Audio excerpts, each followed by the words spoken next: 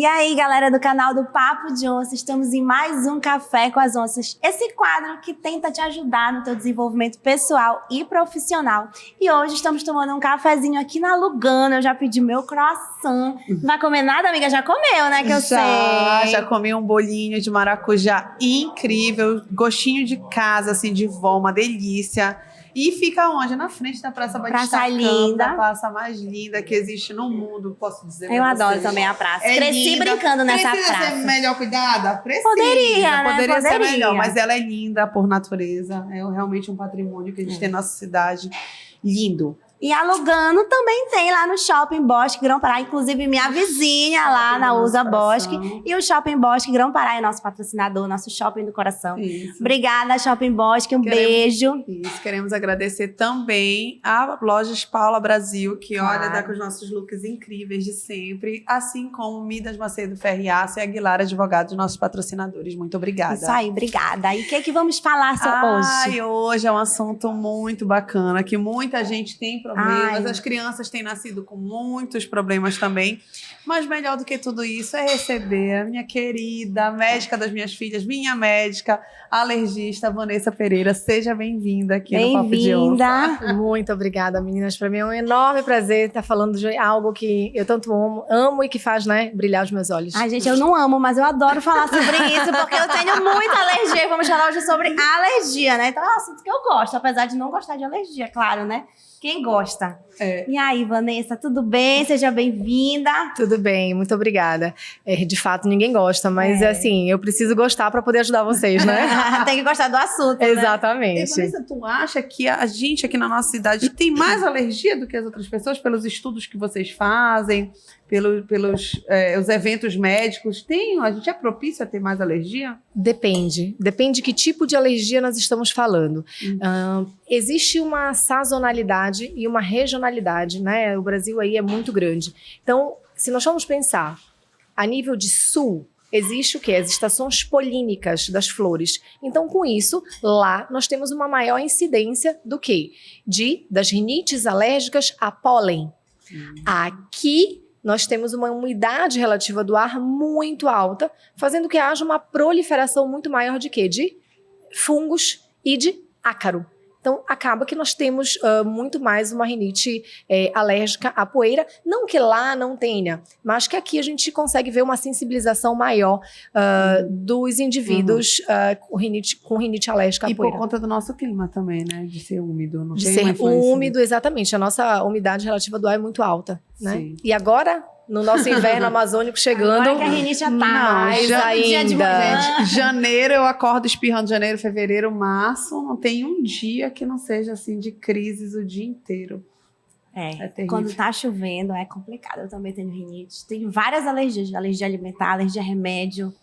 Quando eu chego Isso é um lá compêndio para nós, né, alergistas? Tenho toda... Eu sou um case pra vida toda, um paciente. E as minhas filhas também têm algumas alergias, assim, que eu já acho que tem, né? Por exemplo, dipirona. Eu tenho alergia de dipirona. Às vezes que eu dei pra elas, eu fiquei alerta. Assim, alerta, né? E aí eu achei que o olho ficou um pouquinho inchadinho, que é exatamente a alergia que me dá, incha meu olho. Tem assim, algo que... Por exemplo, quando eu tenho alergia a remédio, incha meu olho. Quando eu tenho alergia à comida, eu fico me coçando aqui. Tem, assim, o local que dá alergia a determinada coisa? Isso, tem. E eu costumo muito falar até para os meus alunos, né? As pessoas chegam dizendo, eu tenho alergia. A alergia tem um nome muito amplo. Nós precisamos dar nome, sobrenome e categorizar para a gente poder conseguir fazer não só um diagnóstico, como um tratamento melhor. Existem as rinites alérgicas, então, dependendo da causa, vai ter o sintoma de rinite, ou conjuntivite, ou dermatite, ou urticária. Tudo isso é alergia. Tudo isso são manifestações de alergia. Ah, legal. Nossa. E tem também esses testes que a gente faz para descobrir o que a gente tem tendência para ter alergia, né? Cara, eles não são completos, né? E nem sempre o que dá lá, a gente tem, de fato, ou manifesta, pelo menos, né?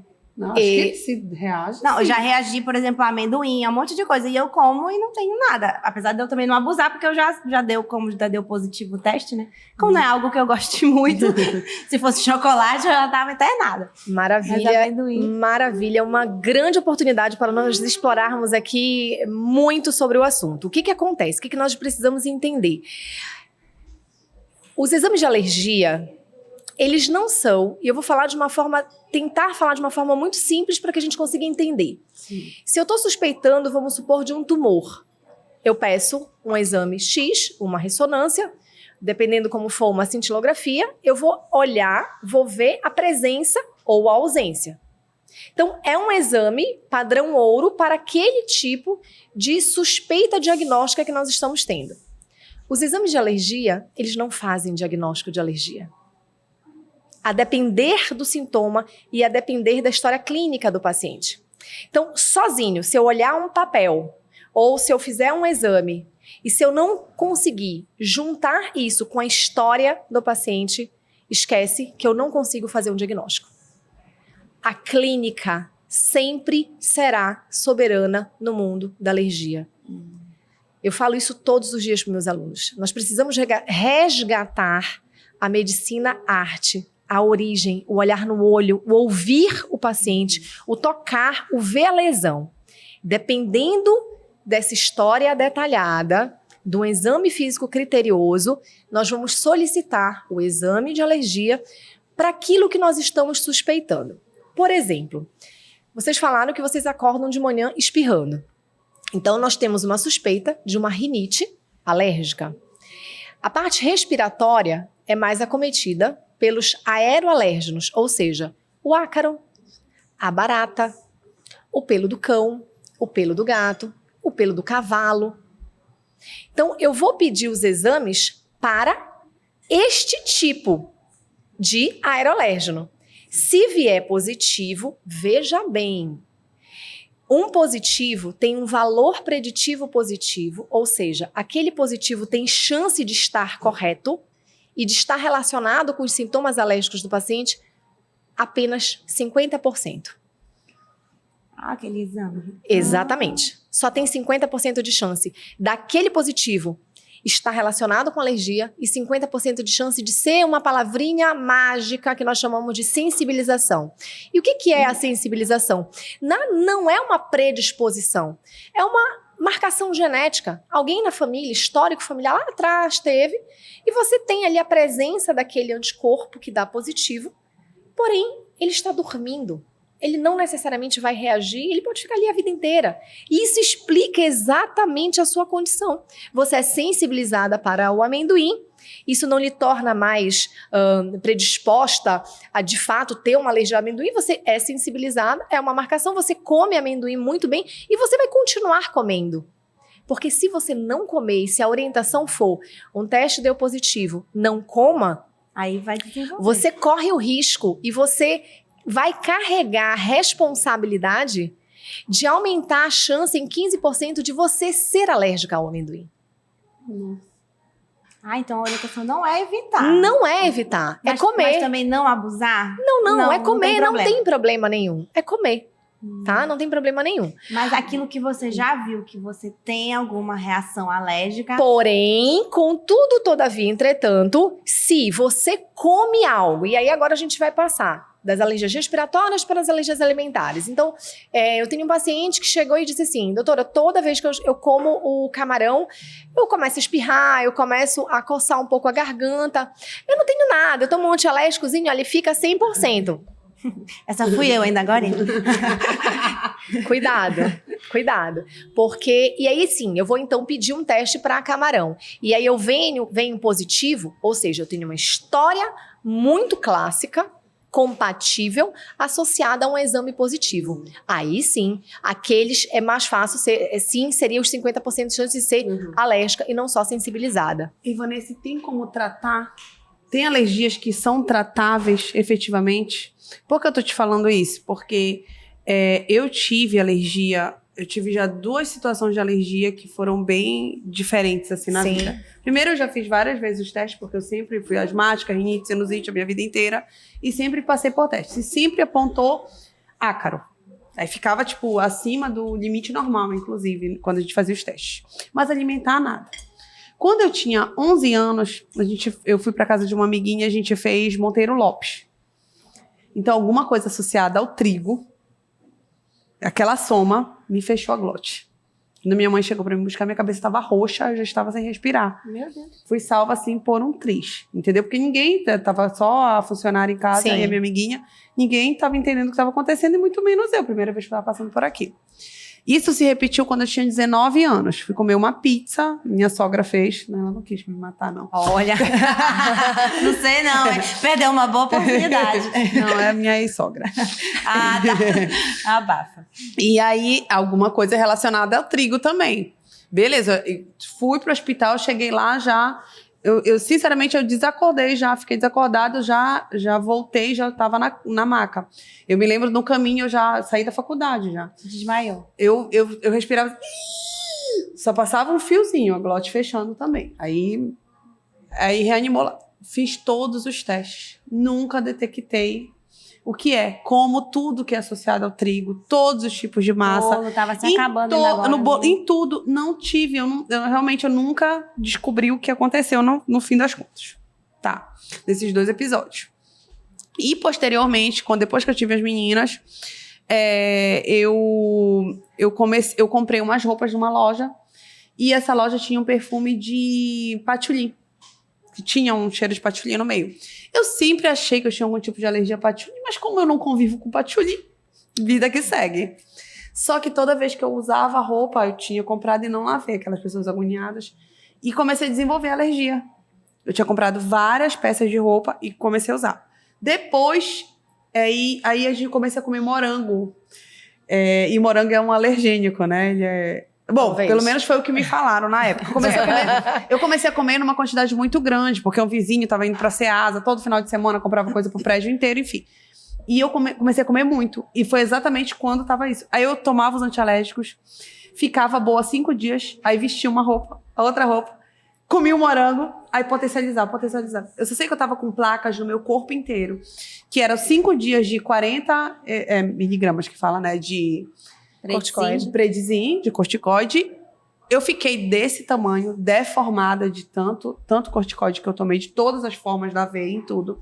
E eram dias depois, voltava. Até que um dia eu fui usar a última roupa, eu acho que estava faltando das peças que eu tinha comprado, na hora que passou na minha cabeça aqui, no pescoço, ficou na hora, na placa. Aí eu fui, liguei para a loja, associei ao patchouli, perguntei se tinha, descobri, aí liguei para a alergista que me acompanhava na época, falei, ela disse, traz o patchouli aqui. E aí aconteceu logo em seguida, nesse meio do caminho de eu ir lá, comi morango e comecei a ficar com falta de ar. Aí ela traz os 2, aí ela fez o teste com os 2 e identificou. 1 ano depois, a minha alergia foi embora. Do morango, não pude comer morango durante 1 ano. Não tratei, só não comi, não consumi. E aí, bom, tipo, colocando todo esse aparato, essa situação... Mana, vai acabar essa história? Já acabou! Ah, ainda bem! Só pra perguntar pra ela, tipo assim, tem tratamento? A gente tem que ficar testando? Como é que funciona, né? Primeiro, a gente tem que identificar o fator causal, tá? Infelizmente, existem muitas coisas que confundem. Por exemplo, quando você vai dar dipirona para uma criança, ou você mesmo vai tomar, você vai tomar dipirona porque você tá o quê? Com febre. E pasmem, na criança, 80% a 90% dos quadros de urticária, e o que é urticária? Nada mais é do que aquelas placas vermelhas e o empolamento pelo corpo, são provocados por processos infecciosos. Ou seja, febre é um processo de infecção. E aí, quando mas no caso delas, não foi placas, o olho inchou. Sim, mas assim, nesse caso específico, quando fica com placa. E também pode dar um angedema. É mais difícil o angedema vir de forma isolada. Geralmente, a gente tem muito mais urticária do que o angedema, mas pode. E aí ser provocado pelo processo infeccioso e não pelo processo alérgico à dipirona que nós achamos. É claro, óbvio que precisa ser investigado. A gente precisa fazer uma investigação depois de uma ocorrência desse fato para saber se de fato foi um processo infeccioso ou se foi a dipirona. Porque se você sabe que foi um processo infeccioso e não a dipirona, olha o que isso abre de leque de opções para a pessoa. Mas e aí, a gente Testa? Dá Não de novo a testa, dipirona? não. Você vai passar por um teste intradérmico e depois de provocação oral no local adequado, sob supervisão médica. Então, não é para ficar testando em casa, porque de fato a gente pode ter um risco grande aí. Tá? Então esse é o primeiro ponto. Ou seja, lá atrás, lá quando foi feito o Monteiro Lopes, é claro que precisa investigar de fato se tem alguma relação com o trigo. Existe aí uma história bem cadenciada com relação ao trigo, né? Mas as alergias alimentares, o conceito ele é simples. São sintomas que ocorrem até no máximo 2 horas após a ingesta, de forma repetida. Ou seja, se você come um camarão hoje e você tem os sintomas de ou angioedema, ou inchaço, ou urticária, você come amanhã, tem o mesmo sintoma, mas você come no outro dia e você não teve esse sintoma, nós fizemos uma associação equivocada. Provavelmente não é o camarão, porque você não tem uma repetição dos sintomas após a cada ingesta. Então, precisamos Pode passar ser outra coisa. Pode ser outra coisa, né? Bem como nós temos o que nós falamos como cofatores das reações graves e anafiláticas. Não sei se vocês ficaram sabendo de um caso de um torcedor que foi para o Rio de Janeiro para torcer para um determinado time. Ele sabidamente tinha alergia a camarão. E ele dizia assim, eu tomava um antialérgico antes, ele sempre tinha uma reação leve, espirrava, coçava o nariz, tinha algumas placazinhas às vezes que ficava vermelho, coçava um pouquinho a garganta, mas era leve. Então, ele sabia disso, mas ele tomava um antialérgico antes e, teoricamente, para ele estava tudo ok. Ele foi para a praia, ele jogou bola, ele tomou cerveja e comeu um camarão. Ele teve uma anafilaxia grave e fatal. Meu Deus. Nossa. Ou seja, existem os cofatores das reações graves. A atividade física, sol, bebida alcoólica. Porque aí o corpo E um fica fator menos resistente, tá mais exposto. Imunologicamente, sim. Sim. E o fator, e ele comeu o quê? Aquilo que ele tinha alergia. Se ele tivesse bem, talvez ele não tivesse. Talvez uma reação leve hoje não protege de uma reação grave amanhã. Por isso é que nós falamos que não tem recomendação de você fazer um antialérgico se você sabe que você tem sintomas imediatos. Por mais que sejam leves, não se deve tomar um antialérgico, porque a gente não sabe qual reação a gente pode ter naquele dia. Então, se eu tenho sempre, sei lá, uma rinite, pode do nada fechar minha garganta. Pode. Caramba. Pode Eu achei sim. que a gente teria tendência a ter aquela mesma reação. Aquela no mesma caso, reação. Não, pode. Ou assim, pior, mas naquele mesmo sentido. Por exemplo, a coceira, ia espalhar. Mas não achei que trocava de reação, né? Piora, né? Piora, porque piora piora o que a gente atinge. porque o que era só um prurido leve, só um discreto angioedema, ocasiona o edema da glote e aí sim a anafilaxia, o choque anafilático, e a reação mais grave que a gente tem na E aí, alergia. a pessoa tá na nossa frente tendo esse edema. Qual é assim, a orientação? Corre para emergência? Tem a questão da adrenalina, né? Exatamente, né? Infelizmente no Brasil, gente, nós não disponibilizamos as canetas de adrenalina autoinjetável. Não pode comprar. Você pode comprar, mas você não tem acesso, só via importadora. Não tem no Brasil para vender. Mas a pessoa que tem alergia deveria ter direito a ter umazinha, né? Sempre na bolsa. Claro, né? Mas infelizmente no nosso país nós não temos, é uma luta da sociedade enorme para isso, realmente mas não tem. Os nossos pacientes são orientados a ter, mas gente, tudo via importadora, ou alguém que viaja e traz, né? A Europa, Portugal é um local maravilhoso de comprar. A receita do seu médico no Brasil vale em Portugal. Então, se vocês tiverem alguém que vai e precisem, comprem, porque inclusive é mais barato. E a validade dessas canetas só são 1 ano. Caramba. E é cara. Então, sim, adrenalina autoinjetável. Só que é difícil alguém ter, né? Não, é difícil alguém ter. O antialérgico, calma e correr pro hospital. Quando eu digo Tu calma... anda com uma na bolsa? Eu não ando com uma na bolsa, porque graças a Deus eu não... Ela não tem alergia. Mas a clínica tá abarrotada, em casa tem, mas eu não ando com uma na bolsa. Então, se não Ana. tiver em casa, toma um antialérgico, uma dose muito alta ou não? Não, você toma um antialérgico habitual que você está acostumado a tomar, tá? De preferência, os antialérgicos de segunda geração, que são os mais modernos e que eles não atravessam a barreira hematoencefálica, ou seja, eles não causam sono, não tem sonolência. Isso é importantíssimo, tá? Sim. Principalmente para as crianças, gente. Vocês não têm ideia do quão cultural é a prescrição dos antialérgicos de primeira geração. Então, aqueles, eu não posso falar nome, mas os INES da vida. INE, Uhum. né? De fato, não pode falar. não pode. Não pode falar nada. Polaramine, né? Polaramine. Obrigada. Polaramine, que esses INE são todos de primeira geração e eles causam sonolência. Então, a Alegra, Alectos são os de segunda, né? São que são de os que você segunda, sugere que a gente use. exatamente, porque eles não dão sono.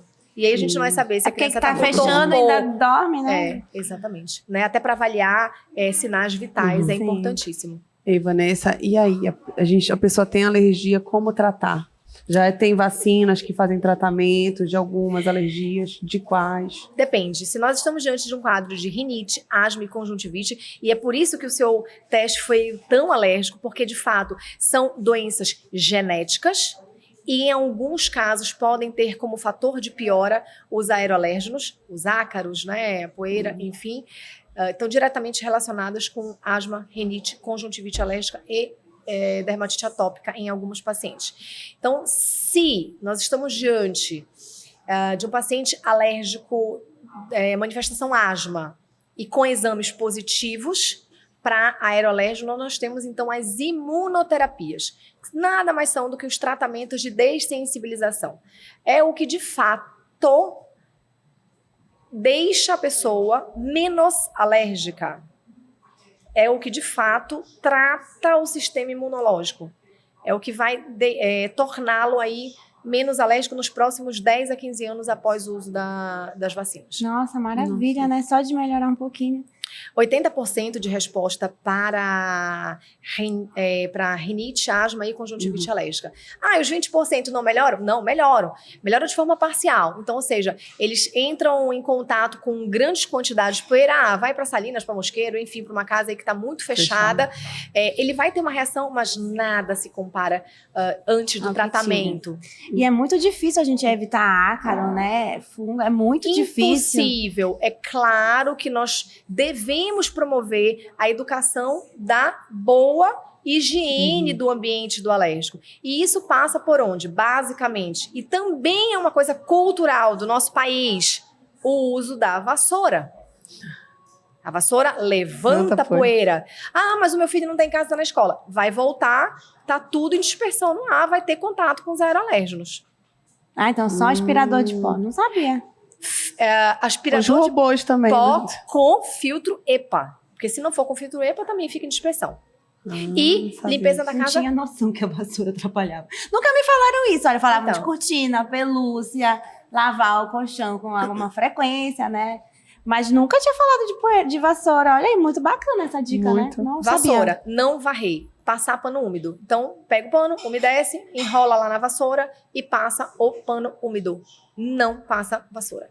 Não Vou pode quebrar passar todas as vassoura. vassouras de casa agora. Porque se falar que não, Agora vou ignorar, só se quebrar mesmo. Agora vocês imaginam o meu desafio enquanto alergista para Não. funcionar isso na minha casa. Mas Vanessa depois precisa, de inclusive, muita- divulgar isso pro mundo, né? Precisa. Isso é uma Vocês precisam informação falar muito útil. sobre isso. Inclusive, assim, você educando, uma hora chega, tá? Uhum. Então, assim, na minha casa é só, na clínica também. É Deixa só um recado pro público aí pra não usar vassoura. Quebrem na as casa. vassouras. não usar vassoura, usem pano úmido, justamente para não levantar a poeira. E se for usar o aspirador, que use com o filtro EPA. Existem muito bons no mercado. Uhum. Vale a pena. E as capas protetoras anti-ácaro, colchão e travesseiro. Por que vocês acham importante. que os sintomas são mais intensos ao acordar? Não sei. Eu tenho uma sensação que é porque eu piso no chão e o chão é frio. Eu sempre associei ao chão frio. E a isso. chuva? Porque quando tá chovendo, né? A gente já tem mais... Não, existe uma razão para isso, porque existe uma rinite que não é alérgica, é uma rinite vasomotora, muito incomum no bebê pequeno. Vocês já ouviram falar, não, meu bebê ele já nasceu assim, ele tá com resto de parto e fica com aquele fungadozinho? Uhum. Nada mais é do que uma rinite vasomotora. Os bebês pequenos, eles não têm pelos e anatomicamente o nariz é muito pequenininho. Gente, precisa filtrar esse ar que vai chegar no pulmão de alguma forma. Então, a musculatura nasal fecha, abre, fecha, abre. Isso acontece nos bebês pequenos. Isso acontece quando nós o quê? Mudamos de temperatura. De manhã, de tarde, tá muito quente. De finalzinho da tarde à noite, tá um pouquinho frio. Quando você liga o ar condicionado, né? O ventilador, então, que levanta todas aquelas poeiras. E quando volta de viagem, é sagrado. E quando volta de viagem, trocar de lugar. Mas porque E trocou de clima, né? Porque trocou, houve. E também você passa ali 8 horas, teoricamente, para uma boa qualidade de sono, né? 8 horas, dormindo em contato direto com o travesseiro, que há uma aderência enorme de ácaro. Então você fica ali, literalmente, então, em por isso contato pela direto. manhã. Então por isso que pela manhã também piora os sinais de rinite. Por isso que é importante a capa protetora anti-ácaro. Olha, muito bacana, legal, todo bom mundo saber. Vanessa, já está chegando no mercado um tratamento para quem tem alergia alimentar? Aí você vai fazer brilhar mais ainda os meus olhos, né? Porque eu passei 2 anos em São Paulo e eu me encantei pela alergia alimentar.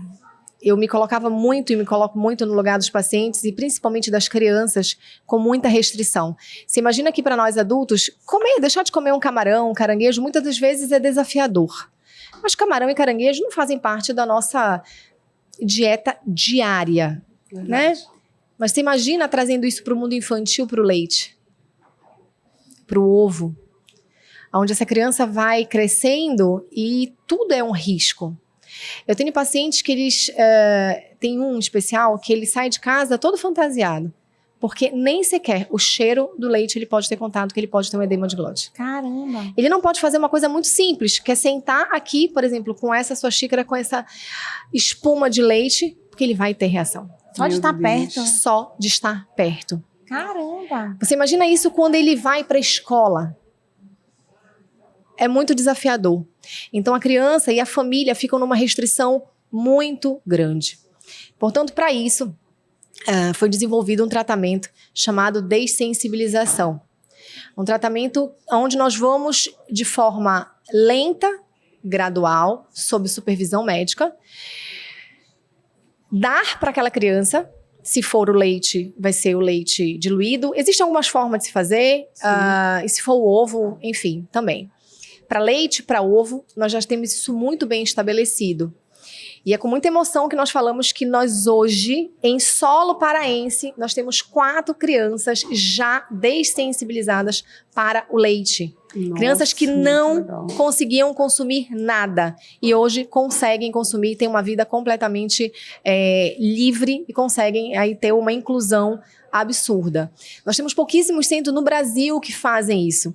Então, assim, é desafiador trazer isso né, para o nosso estado, e a gente precisa se orgulhar muito disso, porque é uma emoção, é uma felicidade muito grande, mas precisamos falar que isso existe, é um tratamento real, que precisa ser divulgado, porque tem gente que não sabe que ele existe, mas existe, e quanto mais a gente falar, mais isso vai estar chegando a serviço público. Com certeza. Porque, de fato, é um tratamento ainda muito restrito a nível privado.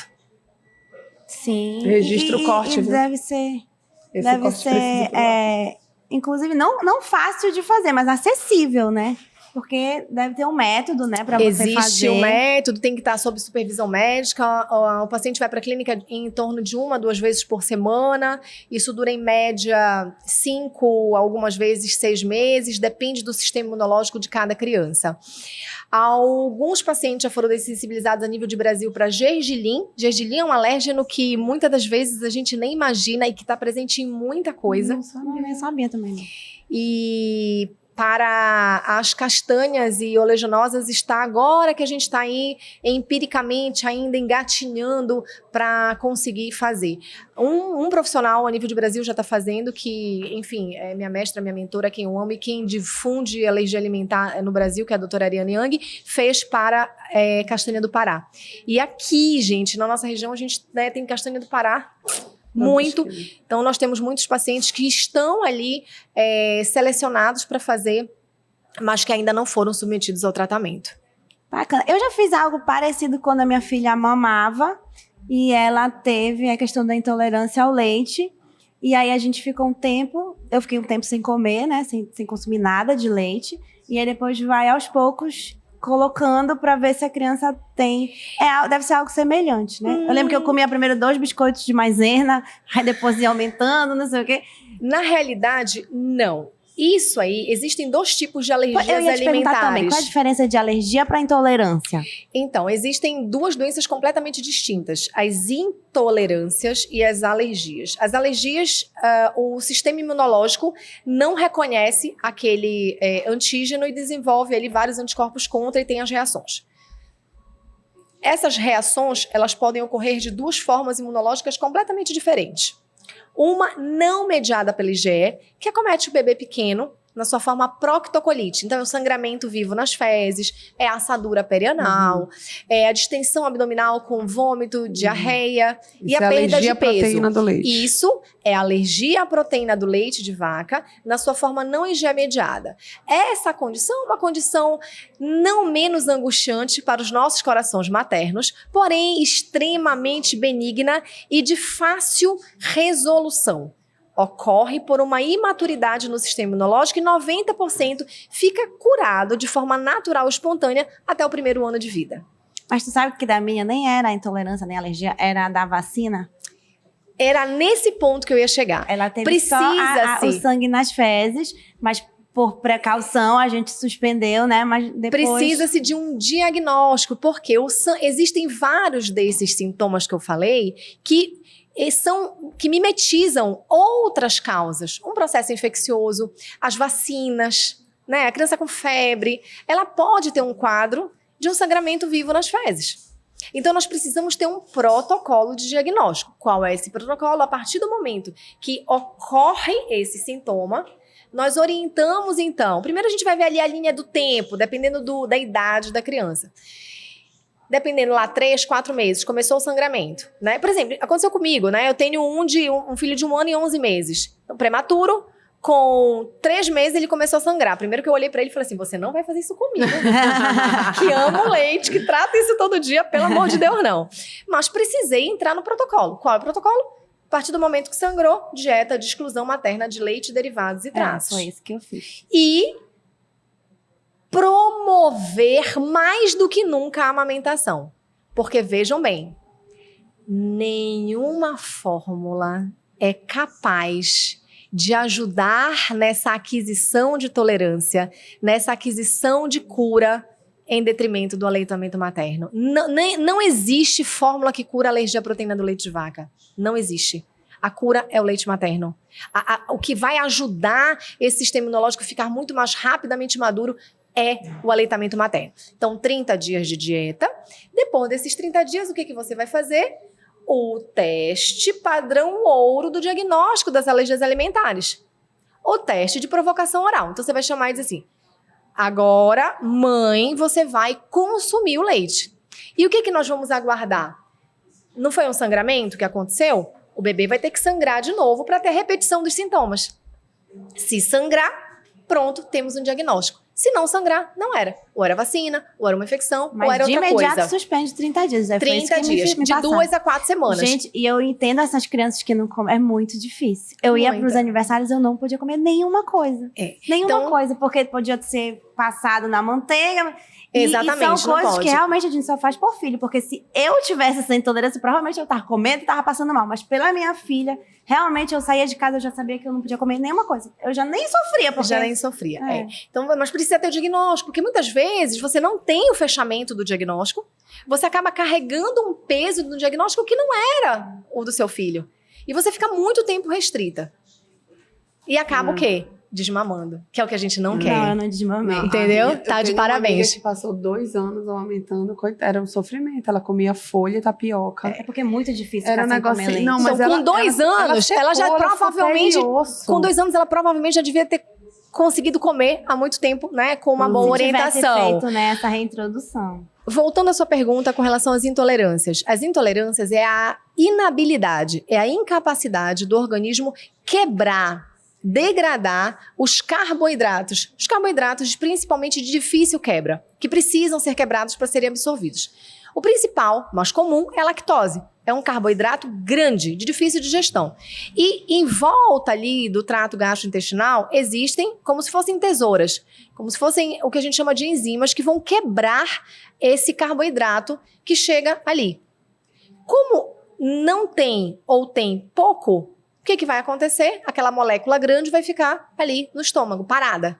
Com isso, há uma proliferação de gases, distensão abdominal, diarreia, vômitos, dores abdominais, desconforto. Então, esse é a intolerância.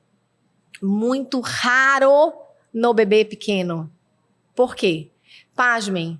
Uma das composições do leite materno, o que é?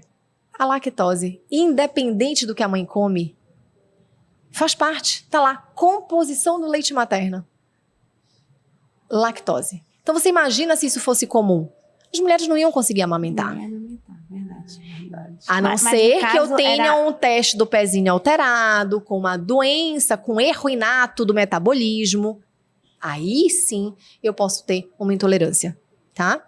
E não podemos esquecer dos outros carboidratos de difícil digestão. A sacarose é um dos outros carboidratos de difícil digestão. Então não é só a lactose, existem outros também. Que pode trazer essa intolerância também, Que podem né? trazer intolerância. E pode ser que a pessoa não tenha uma intolerância, mas aquilo, por exemplo, tomou muito leite e pode ter algum desses sintomas, uma vez tomando e outra vez não, ou dependendo da quantidade, isso pode acontecer? Um exemplo disso. As meninas foram liberadas com 10 meses ou 10 meses e meio para iniciar todos as coisas do leite, os derivados do leite, Sim. né? Que todos os tipos de queijo, iogurte, enfim. Comecei a dar. 1 ano, começou alergia. Já. Intolerância. A intolerância à lactose. Começou com a intolerância, elas começaram a ir para o leite de arroz. Começaram a mudar completamente a dieta delas por causa disso, tiveram que suspender. E elas não tinham até aquele momento, elas tomavam leite normal. Acho que na época Aptamil, nem Sim, lembro que que já tem. estavam no leite normal. Sim. Só que eu acho que a introdução foi muito grande, sabe? Tipo, foram O volume, muito... né? Talvez. E também, Eu imagino que foi isso. Com nesse- 1 ano, passou. Nesse momento, a gente precisa entender que nesse momento eles estão muito vulneráveis ao quê? Às infecções. E os vírus, eles podem destruir essa microbiota intestinal e acabar diminuindo a quantidade de enzimas. Então, é comum nós termos as intolerâncias transitórias dessa faixa etária, por conta das questões virais. Foi elas com Ele 2 pergunta, anos. ela veio de uma virose, né? É Então, verdade. pode ter associação. Né? Legal. Então, assim, a clínica sempre vai ser soberana, gente. Sempre. É complicado. Para quem é alérgico, né? São muitos fatores. E a mudança de temperatura influencia também na tua resposta àquilo que te faz mal? Por exemplo, alguém me falou uma vez que a pessoa alérgica tinha mais dificuldade de equilibrar a temperatura do seu corpo. Então, talvez por isso, com uma mudança brusca de temperatura, ficasse mais propensa a ter uma reação, no caso. Tem a ver realmente isso? Se nós estamos pensando no diagnóstico dermatite atópica, aonde nós temos uma barreira alterada, a dermatite atópica é uma doença de pele. A pele é o nosso maior órgão. Inclusive, tem inúmeras funções. Uma das funções é a função de barreira, para proteger ali a entrada e a saída. Só que na dermatite atópica, essa barreira está alterada. Ou seja, nós temos uma pele muito mais permeável. Além de mais permeável, toda a parte da epiderme está alterada, ocasionando ali um maior número de receptores, inclusive de coceira. Quanto mais coça, mais altera. Então, pensando neste caminho, se eu tenho as grandes mudanças de temperatura, para os pacientes com dermatite atópica, eu tenho piora da dermatite atópica. Ah, tá. Não de outros casos. Não de outros casos, né? Por exemplo, meu filho mais velho, nós fomos para uma viagem e ele entrou no avião, houve uma mudança enorme de temperatura. Quando ele saiu, ele já saiu completo com a fase agudizada, que a gente chama de dermatite atópica. Então, ali... Aqueles coisas branquinhos? O branco já é a fase mais posterior, já de começa de melhora. Mas a vermelhidão, a coceira, então pode piorar. Né? Mas o fato Minha de ter filha tem piorado para ele não necessariamente vai piorar para todos os pacientes que têm dermatite atópica. Existem fatores de piora que não necessariamente, seja para mim, seja para você, pode ser diferente. Cada um reage de É uma o seu forma. Né? organismo. Exatamente, pode ser o fator alérgico, né? Em 12% genética. dos casos pode ser o fator alimentar, ou o fator de desregulação imunológica mesmo. E tem alguma dica, assim, pra quem tem muita alergia? Por exemplo, eu tenho várias coisas diferentes. E aí parece que quando eu tenho alguma coisa, aí eu começo a ter a tudo. Né? Não sei se isso acontece sempre. Por exemplo, eu tenho alergia, sei lá, camarão. Aí eu como um pouquinho, não me dá. E aí tudo que eu tenho alguma sensibilidade vai piorando a minha alergia. Aí parece que eu fico com alergia a tudo que eu posso ter alguma vez na vida, sabe? Tudo vai...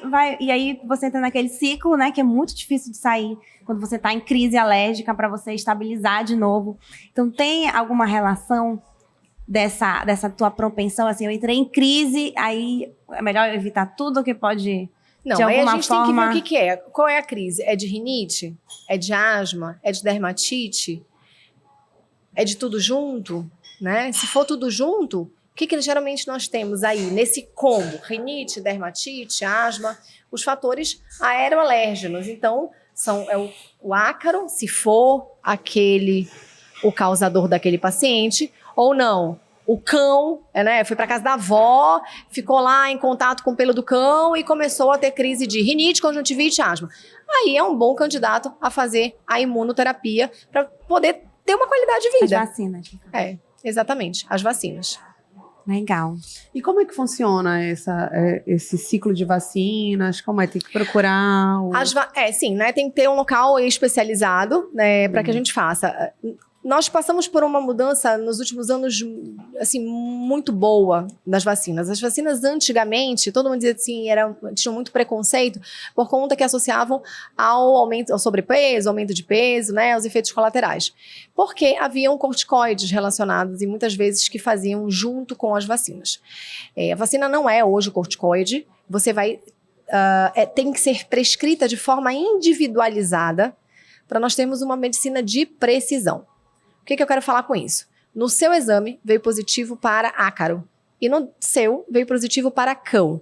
Então, a sua vacina vai ser para pelo do cão. A sua vacina vai ser para ácaro. Não é uma vacina geral. Cada um vai ter uma vacina geral. Cada um vai ter uma vacina. Ou duas. Ou seja, porque vai ter não que passar... dá para nós misturarmos muita coisa naquilo, porque senão os componentes se inativam. Vamos supor que seja para ácaro. Né? O que a indústria faz? Pega pool de ácaros, macera e dilui em várias diluições diferentes. Começa-se do mais diluído até chegar no mais concentrado. O tratamento dura-se em média 4 anos. Por quê? É a única forma que você tem para dessensibilizar o organismo. Você vai estar fazendo um tratamento. É uma vez no mês? Temos 2 opções. Para as crianças menores, a partir de 2 anos e meio, 3 anos, as vacinas orais, né, as sublinguais, elas são feitas de forma diária em casa. E você vai aumentando a concentração até chegar na concentração máxima, onde nós vamos entrar na fase de manutenção. Vai tomar aquela concentração máxima até completar os 4 anos. E temos as vacinas injetáveis, que são as subcutâneas, na qual nós temos 2 tipos. A convencional, que dura em média a fase de indução de 4 a 5 meses, são aplicações semanais. Depois ficam aplicações mensais. Ou a cluster, que é uma um pouco mais nova, mais audaciosa, na qual nós conseguimos passar pela fase de indução, em média, em 5 a 6 semanas, que é a fase de aplicações semanais. Mas em vez do paciente aplicar uma só vacina naquele dia, ele vai aplicar 3. Então, nós conseguimos reduzir o tempo para, em média, 6 semanas e depois fica uma aplicação mensal até completar os 4 anos de tratamento. Legal. Então, mas antes a pessoa precisa fazer uma investigação. Precisa ter uma investigação, precisa ter certeza, realmente. precisa dar o nome. O que é? É asma? É rinite? É conjuntivite? É dermatite? Porque nós vamos ter também respostas diferentes a depender da doença que nós estamos lidando. Ah, não, é uma alergia alimentar a leite, a ovo. Aí é uma outra imunoterapia. E a gente já falou da alergia, né, das vias orais, da rinite e tal, a alimentação e a remédio. Tem algum tratamento? Não tomar o remédio. Desafiador.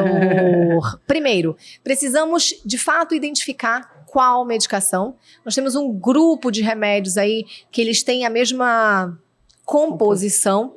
Pois é, eu tenho alguma lista que eu já considero, que eu nunca nem tomei, mas eu já considero que ela é, porque do diclofenato tem também tal coisa, tal coisa, tal coisa, que é da mesma família, Da mesma família. São a família dos famosos anti-inflamatórios não esteroidais. Então, toda a classe de anti-inflamatórios, né, não esteroidais, a chance de você ter reação é altíssima. Então, a lista é válida. Porém, viu-se que davam-se listas enormes para os pacientes e que, na prática, muitas vezes eles consumiam, muitos dos que estavam ali, e não tinham reação. Então, diante de uma investigação, nós precisamos saber qual foi o medicamento.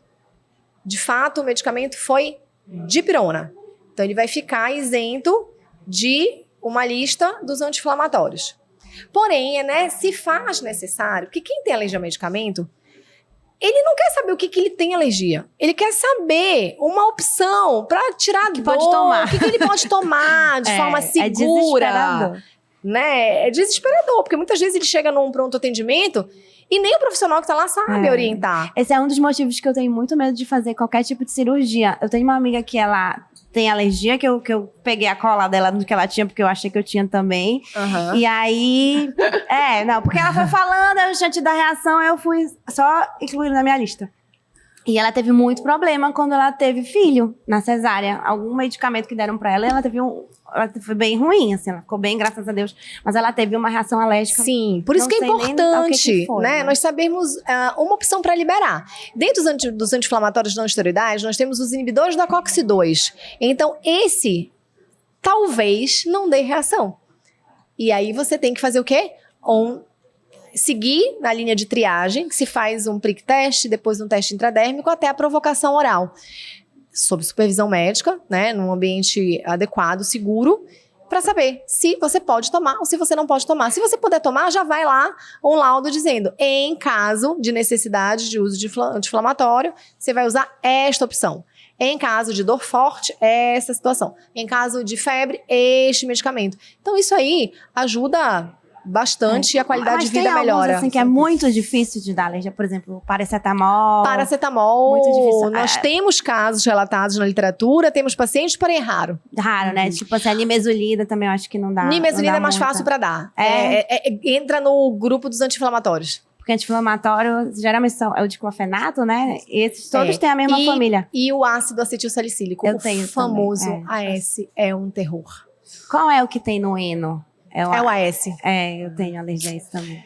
Vanessa... E o problema é que a gente só descobre fazendo, na prática. né? Na prática. Não, a gente nunca imaginou que a gente tinha. Eu lembro no meu chá de panela, tava bebendo muito, a minha mãe tacou um eno na minha boca. E aí no dia seguinte eu tava com o olho todo inchado.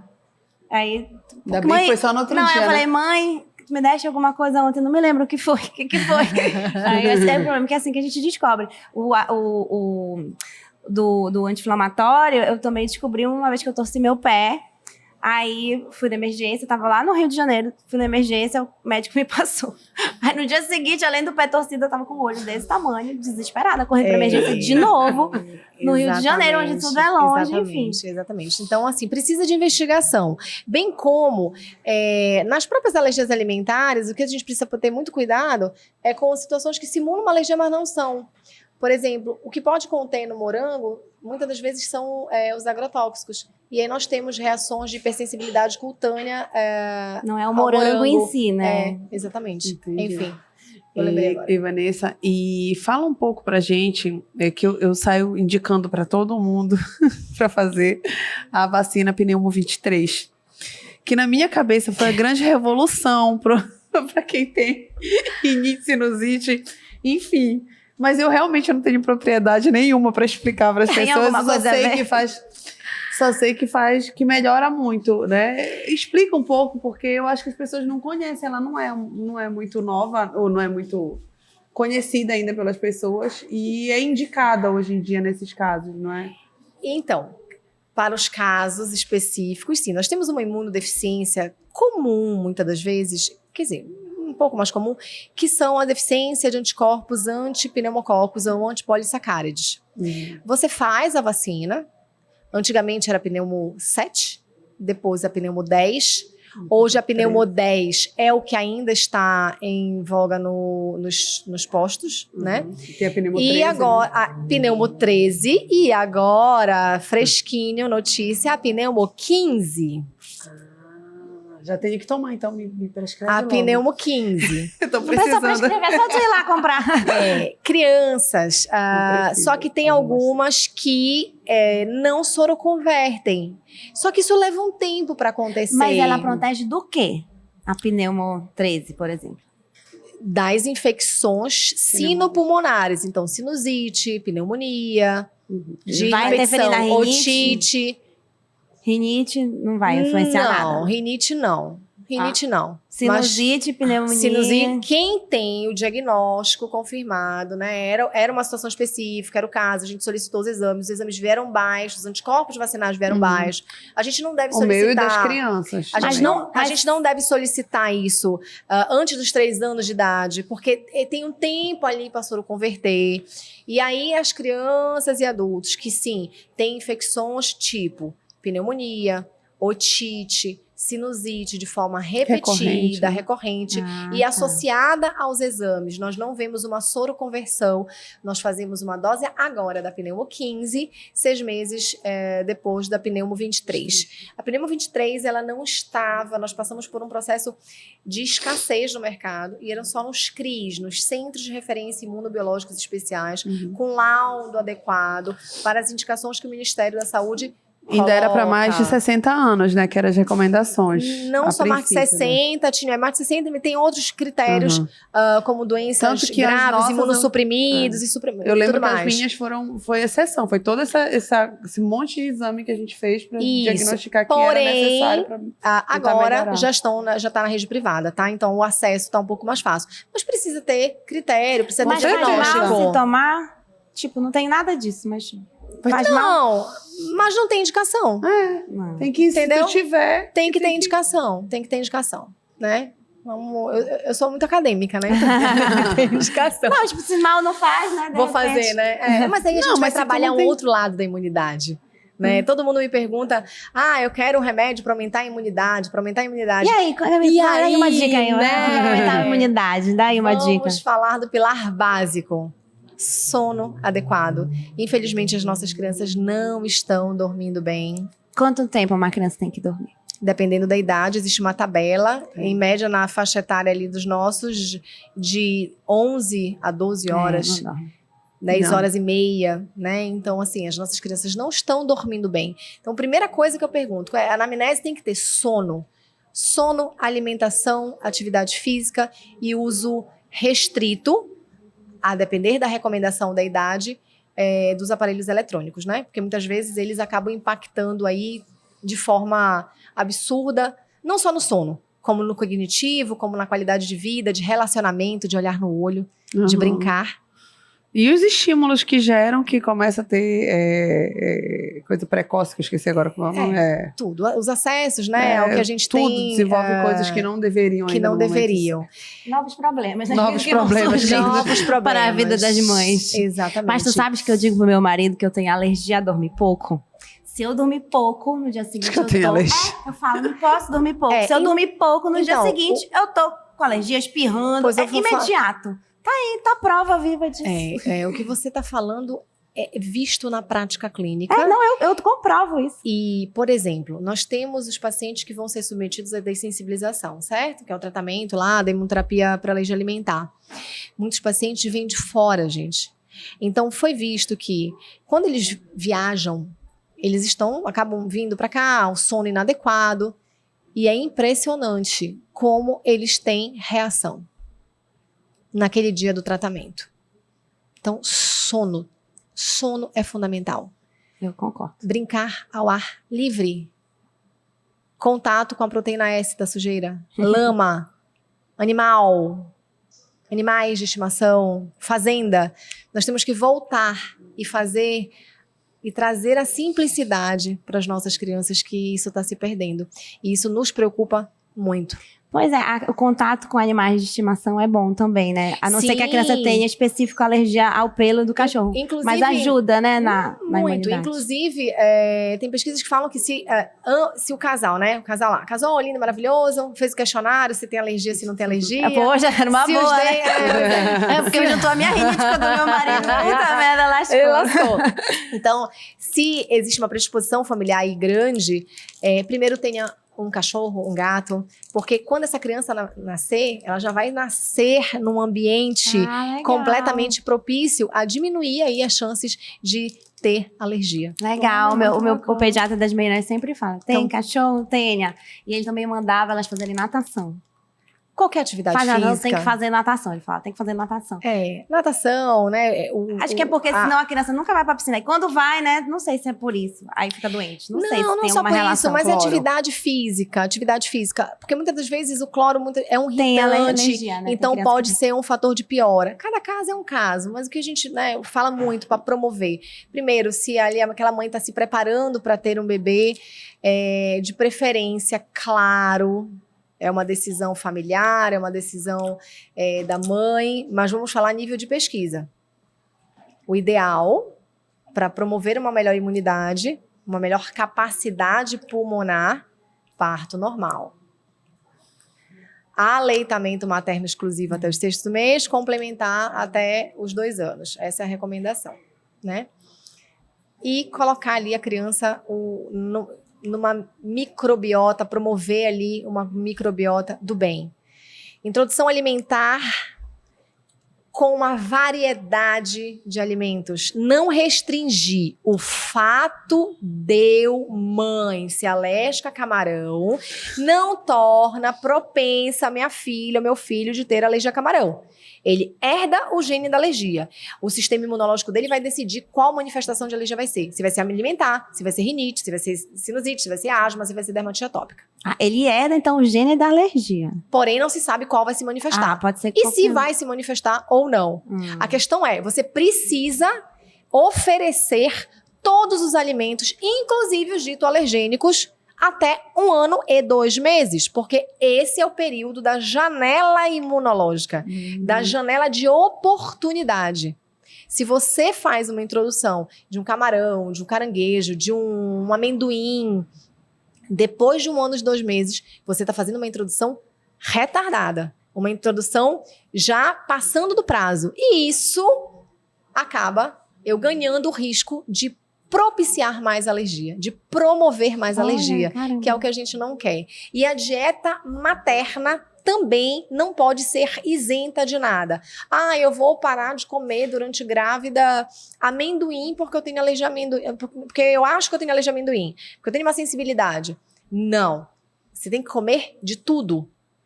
Justamente para já ir passando ali para aquela criança. Contato, já né? tendo contato. Muito bacana. Legal. Então, é de 6 meses na introdução alimentar até 1 ano e 2 meses. Depois disso, já tá um pouquinho tarde. Gente, que aula foi essa, hein? Não, dava pra ficar aqui até amanhã, né? Porque Aula. sobre esse assunto... Não, eu tenho um monte de pauta que ainda não tratei aqui de alergia que a gente teve, sem fim, gente. Mas olha, Vanessa, obrigada. Que aula que você incrível, deu. Vanessa é incrível professora, o para assunto. quem não sabe, tá, gente? Dava pra desconfiar, né? Só pelo papo. Realmente é uma estudiosa e uma apaixonada, como se vê pela fala dela, pelo mundo da alergia. Trouxe né? muitas novidades, né, para Belém Com nesse certeza. sentido, né? Inclusive da questão da introdução, né, do questão do Isso. leite. Se você tem esse problema, é a gente, única referência que existe na nossa cidade que trata de alergia alimentar. Então, você que tem alergia alimentar quer tratar, onde é que te encontra, Vanessa? Na clínica Pro Alergo. Okay. Lá, a gente tem o nosso cantinho, o nosso espaço que a gente sempre sonhou. E quando eu voltei para Belém, que eu coloquei, enfim, né? É desafiador, muitas vezes, colocar de forma solo. Mas era um sonho e esse sonho se tornou realidade e tá lá nosso cantinho, podem ir lá. E o Instagram? Tem Instagram da clínica? Clínica Pro Alergo. Então é isso, Gente, obrigada Obrigada. por ter doado seu tempo aí, uma médica tão reconhecida como você, professora, tirar esse tempinho aqui para dividir informações tão úteis com a sociedade. A gente sempre fala que o que é bacana aqui do nosso podcast é a possibilidade de levar informação de maneira gratuita para as pessoas, porque o mundo da internet vai chegar, né? As pessoas só precisam poder acessar. Então, realmente, tenho certeza que tu vai conseguir contribuir com a vida de muita gente com as informações, principalmente da vassoura aí. Da vassoura. Se não deram um bloco na gente, nas empresas que vendem vassoura. A galera da Piaçaba. Mas, enfim, obrigada, Vanessa, por ter vindo e ter falado tanto assunto relevante aí para nossa vida. Muito obrigada. Para mim é um imenso prazer, uma felicidade poder contribuir de alguma forma, né? Eu sempre falo que ele lá de cima nos use sempre como instrumentos do bem e divulgadores do bem, para que as pessoas consigam melhorar essa qualidade de vida. Obrigada. Só quem tem alergia sabe como isso influencia de fato na qualidade de vida, né? Muito obrigada, foi um episódio incrível para mim, que tenho vários tipos, inclusive. Obrigada, viu, pela sua participação. Eu tenho certeza que todo mundo adorou esse episódio. Com certeza. E se você gostou, então curte, comenta, compartilha lá no Papo de Onça Pod ou Toy Rodrigues Macedo. Se você não gostou, se você vende vassoura, se você é um hater e tem críticas ainda que construtivas. Primeiramente, vai lá e se inscreve no canal. Se inscreve no canal, porque só pode falar mal depois que se inscrever no canal. E vai lá reclamando da Jaiane, tá? Por favor. Tchau.